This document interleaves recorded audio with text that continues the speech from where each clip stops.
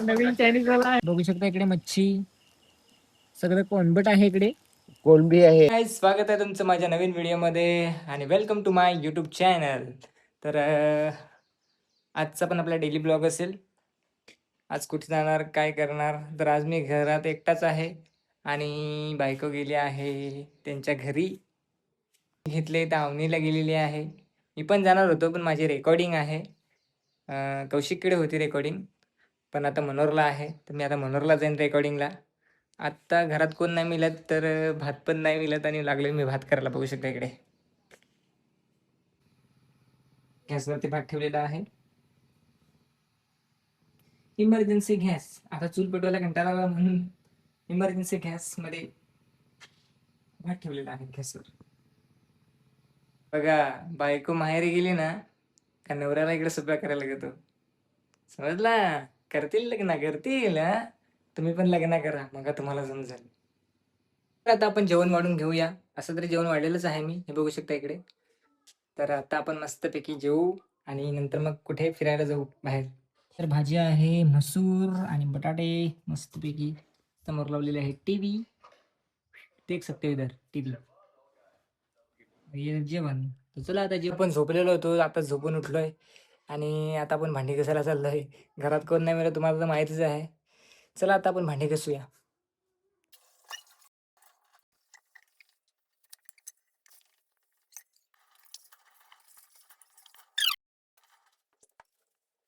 तर आपले आता भांडी वगैरे घासून झालेले आहेत. बघा, बायको घरात नसली ना कसं हाल होतंय नवऱ्याचं.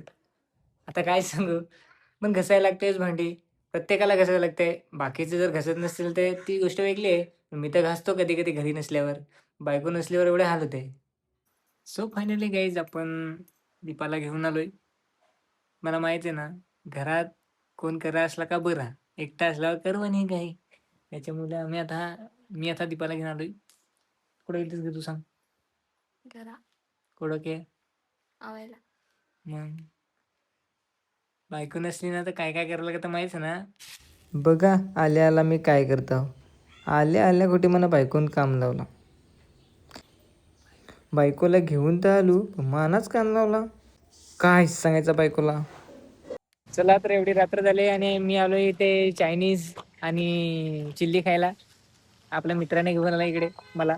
चल संडे चायनीज वगैरे खायला आलोय. आमचा भाडोली नाका आहे. सो फायनली गाईज आपण आलेलो आहात भाडोलीला निलेश कुडू यांच्या चायनीज सेंटरला. बघू शकता इकडे स्वतः मालक आहेत ते लागले चायनीज बनवायला. सध्या खूप मिळत नाही त्याच्यामुळे तेच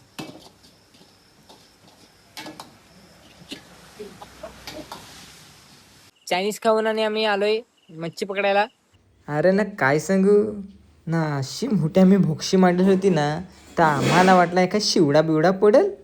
शिवडा कुठं ना, या कोणबोटच सगळा पडेल होता, बारका बारका पण मस्त होता. भारीच एक नंबर. ना यप्पा आमचा कसा माणूस डायरेक्ट कच्चीच खाय. चला तर आता रात्रीचे वाजलेत 12 आणि आता आपला ब्लॉग एंड करतो.